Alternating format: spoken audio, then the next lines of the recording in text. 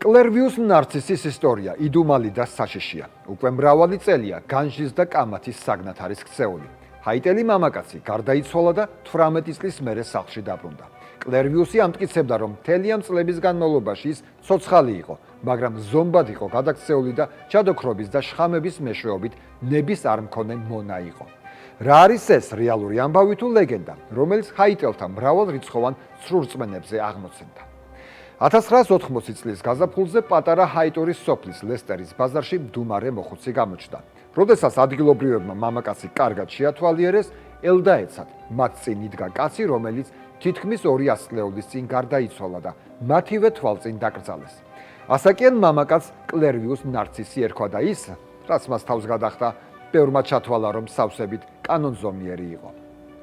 დიდარი ჰაიტელი მიწათმფლობელი კლერვიუს ნარცისი უაღრესად უსიამოვნო ადამიანი იყო. ის იყო ძუნწი, ქედმაღალი, მატყუარა. ერთი სიტყვით გარშემო ყველას მხოლოდ პრობლემებს უქმნიდა და უსიამოვნება მოჰქონდა. ის მეზობელ სოფლებში მცხოვრებ ქალებსაც აცდენდა და როცა რომელიმე მათგანი დაფეხმძიმდებოდა, უმალ მიატოვებდა ხოლმე. როგორც ამბობდნენ, მას სულ მცირე 8 ქალისგან ჰყავდა ქორწინების გარეშე გაჩენილი შვილი. გარდა ამისა, ის საბუთების მაქინაციებითაც იყო დაკავებული და საკუთარი ნათესავების მოტყუებისაც არ სხვენოდა. ბოლო წვეთი ნარცისის ახლობლების მოთმინების ფიალაში მამაკაცის მცდელობა გახდა გაყალბებული საბუთებით იმ მიწის გაყიდვა, რომელიც მთლიანად ოჯახს ეკუთვნოდა.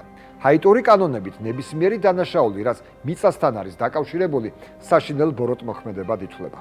ნათესავებს ცხადია შეეძლოთ სასამართლოსთვის მიემართათ, მაგრამ ეს ჰაიტია მსოფლიოს უღარიბესი, ყველაზე კრიმინალური და ყველაზე კორუფციული ქვეყანა, სადაც ღარიბ მომჩივანს სასამართლოში და ბიუროკრატიულ სისტემაში შანსი არ ჰქონდა. მაგრამ ეს ჰაიტი იყო და არსებობდა სხვა ძალას, რომელსაც პრობლემის მოგვარება შეეძლო. ვუდუს სასამართლო, რომელსაც ადგილობრივი ჯადოქრები მართავდნენ. სწორედ ვუდუს დახმარების იმედით მიმართა ნარცისის ძმამ ჯადოქარს.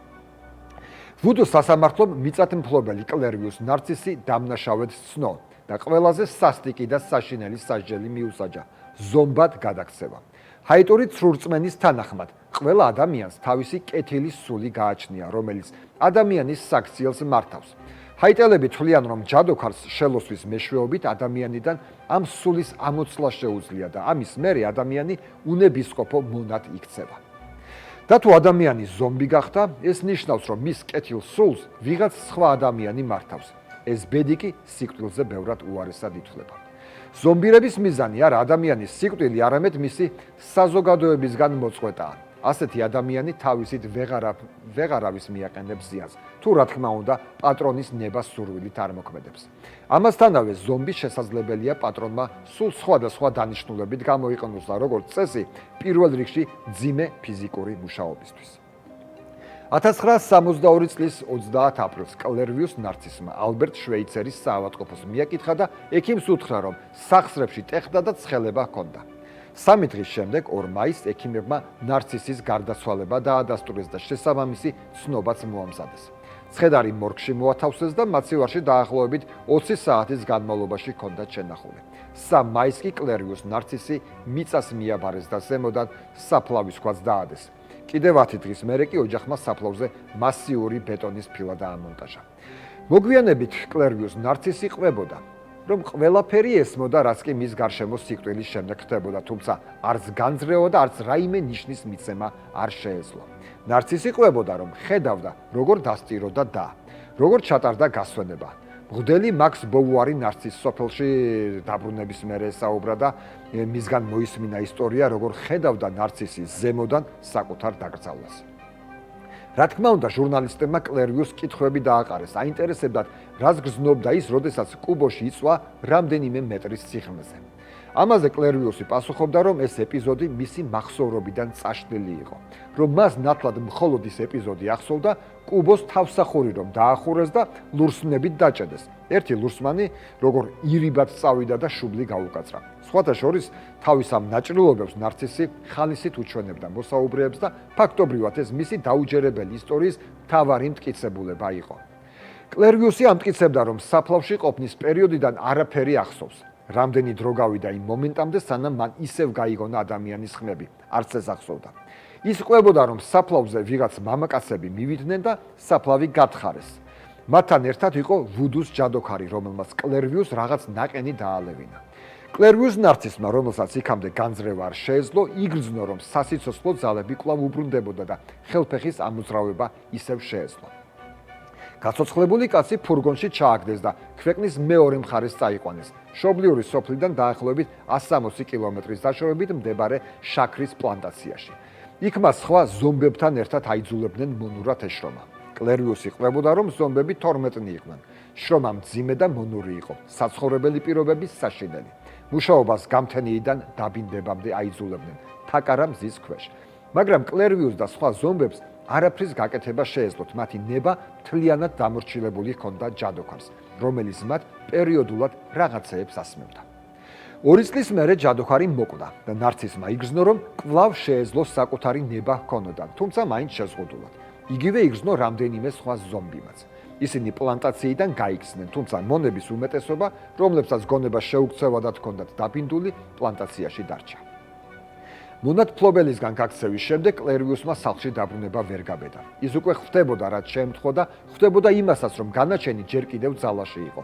ჯადოქრები ისევ წაართმევდნენ ნებას, თუ კი სადმე გადაეყრებოდნენ. სწორედ ამის გამო მამაკაცი 15 წლის განმავლობაში დაეხეტებოდა ქვეყანაში და მშობლიურ ადგილებს გაურბოდა. თავს სხვადასხვა შემთხვევითი სამუშაოდ ირჩენდა და ხშირად მხოლოდ თავშესაფრის და კვების სანაცვლოდ მუშაობდა. ნარცისის სახლში მხოლოდ მას მერე დაბრუნდა, როცა შეიტყო, რომ ძმა, რომელმაც ის ვუდუს სასამართლოს გადასცა, გარდაიცვალა. კლერვიუს ნარცისი მშობლიური სოფლის ბაზარში გამოჩნდა და ამდენი წლის მერე ის მაინც იცნეს. ოჯახის წევრებმა და მეზობლებმა მას მისცეს სოფელში დარჩენის უფლება, თუმცა ძველი სტატუსი ნარცისმა სამუდამოდ დაკარგა. მას უკვე აღარ გააჩნდა ქონება. მისი რიდიც აღარავის ჰქონდა, რა კი იცოდნენ, რომ ის უკვე ვერავის ვერაფერს დაუშავებდა. სამაგიეროდ კლერვიუს ნარცისი ადგილობრივი ლეგენდა გახდა. ადამიანად, რომელზეც ყველა ლაპარაკობდა. ის ერთგვარ ტურისტულ ღირსშესანიშნაობადაც კი იქცა. ტურისტები მასთან ფოტოს გადაღებაში ფულს იხდიდნენ. 1994 წელს კი კლერვიუს ნარცისი 72 წლის ასაკში მეორედ და უკვე ნამდვილად და სამუდამოდ გარდაიცვალა. და მაინც რა შეემთხვა კლერვიუს ნარცისს? გადაიქცა თუ არა ის მართლა ზომბად? ჯადოქრობის ამბავი ჯერა რომ მაინც მოგონილია. უფრო რეალურია ის, რომ კაცი მომწამვლელი ნივთიერებების მსხვერპლი მართლა შეიქნა. ბუნებრივი შხამების და სამედიცინო პრეპარატების სწორი პროპორციებით შერევით შესაძლებელია სიკვდილის მსგავსი მდგომარეობის იმიტირება და ის იმდენად რეალურია, რომ ბევრი ადამიანი ამით მართლა ტყუილდება. ზომბის ფენომენის მკვლევარმა, ჰარვარდის უნივერსიტეტის ეთნობოტანიკოსმა, პროფესორმა უეით დევისმა, კლერვიუს ნარცისი 1992 წელს შეამოწმა და დაადგინა კიდეც ინგრედიენტები, რომელთა გამოყენებითაც შესაძლებელია ადამიანის სიკვდილის მსგავს ღრმა კომაში ჩაგდება. პროფესორმა ჰაიტის ფლორა და ფაუნა შეისწავლა და იპოვა მცენარეები, რომლებიც ჰალუცინაციებს და გონების დაბინდვას იწვევენ. ამ სცენარეებისგან მომზადებული ნაყენების სისტემატიურად მიღებაც კი სავსებით შესაძლებელი იყო კლერვიუსი დიდი ხნის განმავლობაში დამორჩილებულ მდგომარეობაში ყოლოდათ. ამ პრეპარატების მომზადება ღრმა ცოდნას მოითხოვს, რა კი პროპორციების უმცირესი არევაც კი შესაძლოა ნამდვილი სიკვდილით დასრულდეს. კლერვიუს ნარცისის ისტორია მე-20 საუკუნის ერთ-ერთ იდუმალ ანბად რჩება. ეს არის მისტიკის, ჰორორის და მეცნიერების ნაზავი, რომელშიც პრაქტიკულად წაშლილია ზღვარი სიცოცხლეს და სიკვდილს შორის. ანალოგიური შემთხვევები ჰაიტიზე სხვაებიც იყო, თუმცა კლერვიუს ნარცისის შემთხვევა ყველაზე უკეთ არის დოკუმენტირებული. რა არის ეს? ვუდუს უძველესი რიტუალი, ქიმიური ექსპერიმენტი თუ ფსიქოლოგიური ფენომენი, რომელიც რწმენისგან აღმოცენდა.